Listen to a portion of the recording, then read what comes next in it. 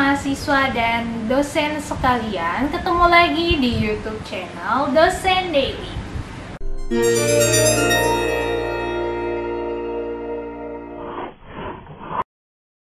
Oke, di kesempatan kali ini saya akan menceritakan atau membahas sesuatu yang memang sedang lagi hangat-hangatnya. Kenapa saya bahas ini? Karena memang belakangan lagi ramai banget menjadi perbincangan, khususnya di dunia perkuliahan ya. Karena memang ini merupakan suatu program atau agenda baru, di mana memang ini menjadi pro dan kontra ya. Sangat menarik untuk dibahas, dan mungkin bagi kalian yang masih SMA juga perlu tahu nih, apa sih program yang dimaksud ini.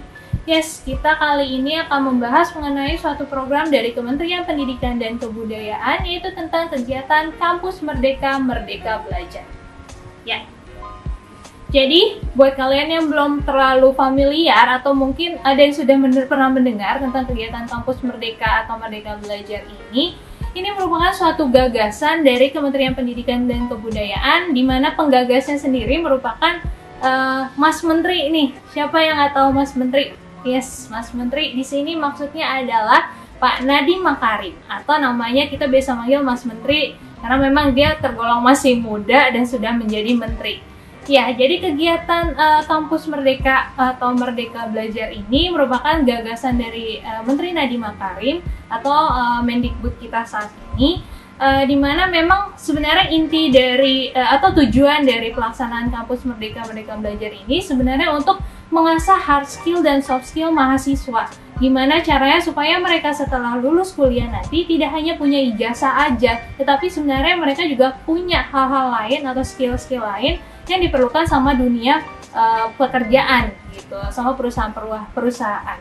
Nah, untuk Kementerian Pendidikan dan Kebudayaan ini, mereka menggagas tentang Merdeka Belajar atau Kampus Merdeka ini sebenarnya ada 8 program mereka. 8 program utama ini terbagi sehingga nanti bisa diterapkan oleh kampus-kampus atau universitas-universitas yang mana yang mau dipakai. Dan memang ini baru mulai, kalau nggak salah SK-nya itu Februari 2020. Nah, suratnya itu baru muncul 2020 kemarin awal, tapi karena memang kita sedang ada pandemi COVID ini, sehingga memang banyak kegiatan-kegiatan yang akhirnya tidak bisa dilaksanakan. Tapi kita coba bahas saat ini, oke? Jadi ada 8 program Kampus Merdeka atau Merdeka Belajar. Kita akan mulai bahas dari yang pertama. Bentuk kegiatan Kampus Merdeka atau Merdeka Belajar yang pertama adalah pertukaran pelajar. Ya, jadi pertukaran pelajar itu bisa dibilang anak Kampus Merdeka ini adalah hak belajar 3 semester di luar program studinya. Jadi bisa dibilang kalian mahasiswa, misalnya di program studi yang saya ajar itu program studi desain interior, berhak atau memilih hak untuk mengambil mata kuliah di program studi lain. Misalnya mau ngambil di Fakultas Ekonomi, kalian pengen tahu gimana sih cara memasarkan atau nge-branding suatu produk kalian yang telah kalian desain, atau mungkin mau ngambil mata kuliah di Fakultas Hukum.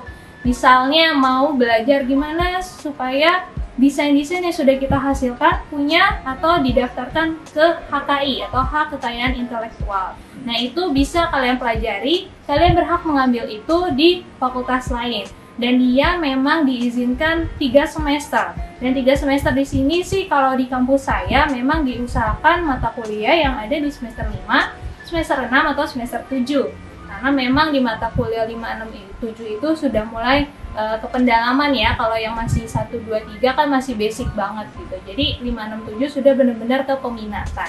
Jadi kurang lebih itu yang pertama, kegiatan atau bentuk kegiatan Kampus Merdeka Belajar yang pertama adalah pertukaran pelajar. Nah, bentuk kegiatan Kampus Merdeka atau Merdeka Belajar yang kedua adalah program atau praktik kerja, magang kerja. Nah, mungkin di beberapa kampus, saya rasa sih hampir semua perguruan tinggi, terutama mungkin S1 ya, D3 juga saya rasa juga ada. Nah, saya rasa sudah menerapkan program praktik kerja atau magang kerja ini. Kalau di kampus saya sendiri tuh biasanya di semester 7, nah nggak tahu kalau di kampus kalian masing-masing ya. Nah, tapi Mas Nadiem Makarim, Mas Menteri di sini mengizinkan juga bahwa program magang atau praktik kerja ini dapat dihargai sebanyak 20 SKS atau 40 SKS, di mana kalian diizinkan mengambil 1 sampai 2 semester. Jadi nggak cuma 2-3 bulan, tetapi bisa 1 sampai 2 semester, kurang lebih seperti itu. Nah, tentunya itu harus ada perjanjian terlebih dahulu ya antara mahasiswa, kemudian dia konsul dulu ke dosen walinya kemudian tentunya nanti akan ada kerjasama antara perusahaan tempat praktik kerja dengan kampusnya ya, jadi kurang lebih seperti itu. Nah, sekarang kita masuk ke bentuk kegiatan Kampus Merdeka yang ketiga. Bentuk yang ketiga ini cukup menarik nih, karena di sini salah satu hobi atau peminatan kalian yang senang menjadi dosen atau senang mengajar, menjadi guru, ini bisa banget. Ya, bentuk kegiatan ketiga adalah asistensi mengajar di satuan kependidikan. Nah, maksudnya di sini adalah kalian yang memang nilainya tentunya harus cukup baik juga, karena kalau kalian mau mengajar, tentu kan akan ada dilihat penilaian-penilaian, misalnya kayak IPK-nya, nilainya, atau mungkin kalian mau mengajar mata kuliah apa. Nah, itu juga menjadi salah satu alternatif untuk program Kampus Merdeka atau Merdeka Belajar ini. Nah, jadi kalian yang memang tertarik atau senang mengajar, punya passion mengajar, bisa banget ikut ke program Kampus Merdeka yang ini. Oke, nah sekarang kita masuk ke bentuk kegiatan yang keempat. Bentuk kegiatan keempat ini saya rasa juga beberapa kampus sudah mulai menerapkan, yaitu adalah penelitian atau riset. Nah, ini mungkin hampir mirip ya sama skripsi. Nah, tapi di sini akan dilihat penelitian atau risetnya itu sepengaruh apa sih sama kemajuan atau pembangunan yang ada saat ini. Jadi nggak hanya skripsi di atas buku kemudian selesai, tapi bisa diaplikasikan atau tidak di masyarakat. Kira-kira seperti itu. Oke. Nah, sekarang kita masuk ke program atau bentuk kegiatan Kampus Merdeka Belajar yang kelima, yaitu proyek kemanusiaan. Nah, proyek kemanusiaan di sini, kalau kalian mendengar kata-kata kemanusiaan, pasti langsung tahu kan kalau kemanusiaan itu nggak lepas dari ya gimana sih peranan kita di masyarakat, terutama di permasalahan-permasalahan sosial seperti yang sedang saat ini, yang sedang terjadi saat ini mengenai pandemi COVID-19. Nah, di sini terutama mungkin bagi kalian yang anak-anak FK ya, anak-anak fakultas kedokteran, kalian bisa banget menerapkan atau mengaplikasikan ilmu kalian di program ini, karena memang tujuan dari Mas Menteri sendiri adalah ingin supaya apa yang kalian peroleh di bangku perkuliahan tidak hanya sampai di buku atau di buku skripsi aja, tapi juga bisa diaplikasikan ke dunia nyata.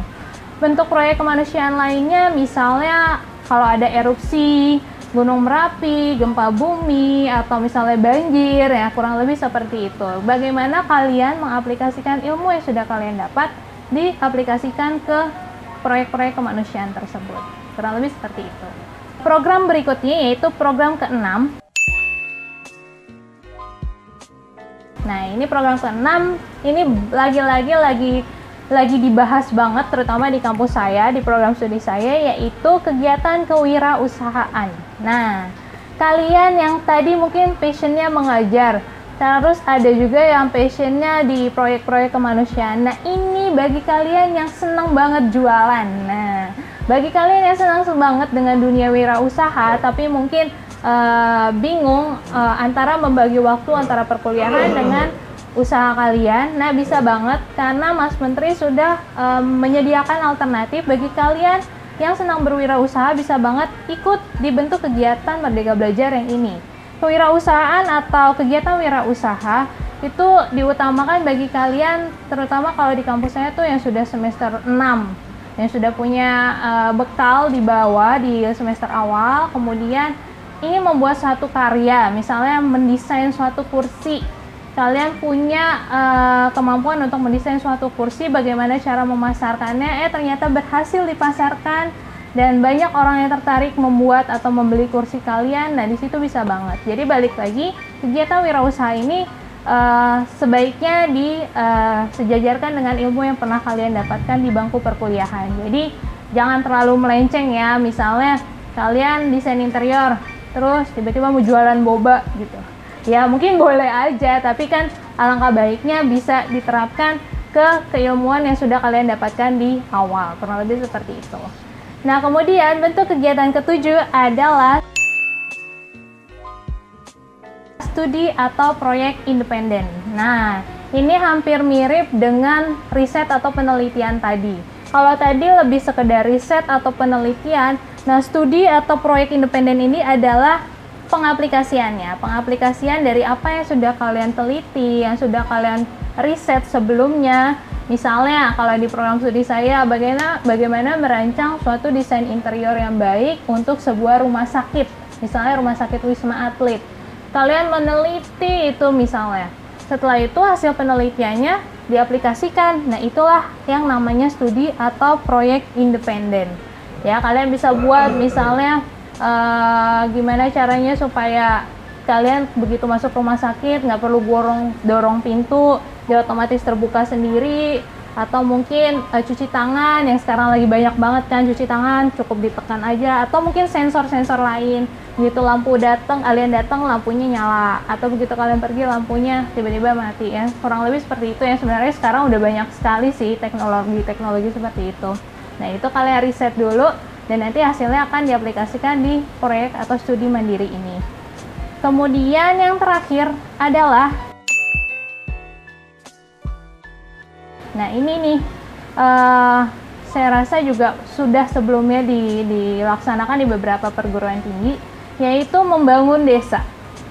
Membangun desa kalau di kampus saya itu masuknya ke KKN, kuliah kerja nyata, atau KUMIT, kuliah usaha mandiri ilmu teknologi terapan. Nah, kalau di bentuk kegiatan kampus Merdeka yang ini, membangun desa di sini maksudnya adalah kalian berkunjung ke suatu desa, kemudian kalian melihat potensi apa sih yang dimiliki di desa tersebut. Misalnya ternyata banyak pabrik limbah kain. Dia memproduksi banyak sekali kain-kain, kemudian banyak pastinya dong sisa-sisa kain yang tidak terpakai. Dan di situ bisa dimanfaatkan dengan memanfaatkan potensi desa tersebut yang ada. Nah, kurang lebih seperti itu. Ya, mungkin segitu aja yang bisa saya ceritakan, saya bahas mengenai kegiatan Kampus Merdeka yang memang bentuk kegiatannya itu tadi terbagi 8. Dan kalau kita boleh recap lagi, sebenarnya kalau diingat-ingat, ternyata udah ada nih beberapa program yang dilaksanakan di beberapa perguruan tinggi. Tapi mungkin itu baru muncul nama Kampus Merdekanya sekarang. Jadi ya itulah difasilitasi oleh Kementerian Pendidikan dan Kebudayaan. Kurang lebih seperti itu. Nah, memang saat ini menjadi pro dan kontra karena memang tidak semudah itu. Ada mungkin beberapa fakultas atau program studi yang ternyata nggak bisa dia ngambil program studi yang lain. Misalnya nih, Fakultas Kedokteran. Kalau dia ngambil di program studi lain, misalnya ke desain interior, itu kan benar-benar berbeda arah sekali. Nah, itu yang kadang menjadi kontra yang mungkin kita harus kembali sikapi dengan hal positif ya. Bisa aja mungkin dibicarakan terlebih dahulu karena memang ini program masih sangat baru sekali. Baru muncul kalau nggak salah awal 2020 kemarin atau akhir 2019 gitu, saya lupa. Pokoknya kurang lebih seperti itu. Jadi intinya bagi kalian yang sudah kuliah atau kalian yang baru mau kuliah, kalian siap-siap dengan program kementerian ini, program Kampus Merdeka ini, dan mudah-mudahan program ini dapat disikapi dengan baik, dapat disikapi dengan positif, sehingga kalian nantinya lulus tidak hanya bisa hard skill saja, tapi soft skill dan skill-skill lainnya bisa terpenuhi, jadi kalian kerjanya juga lebih maksimal. Kurang lebih seperti itu. Oke, terima kasih. Jangan lupa di like, comment, dan subscribe channel YouTube Dosen Daily. Dan balik lagi, bagi kalian yang suka dengerin podcast, boleh banget dengerin podcast Kampus Daily di sini ya. Oke, oh ya, bisa juga follow Instagram saya @chacoffee, CHACOFFEE, atau Instagram tempat saya mengajar @interior.trisakti kalau kalian tertarik dengan dunia desain interior. Boleh banget juga komen di bawah kira-kira apa yang mau ditanyain tentang Kampus Merdeka atau program Merdeka Belajar ini, atau mungkin mau request, mau bahas yang lain, kita akan coba wujudkan di episode berikutnya. Sekian Untuk episode kali ini, terima kasih. Cia!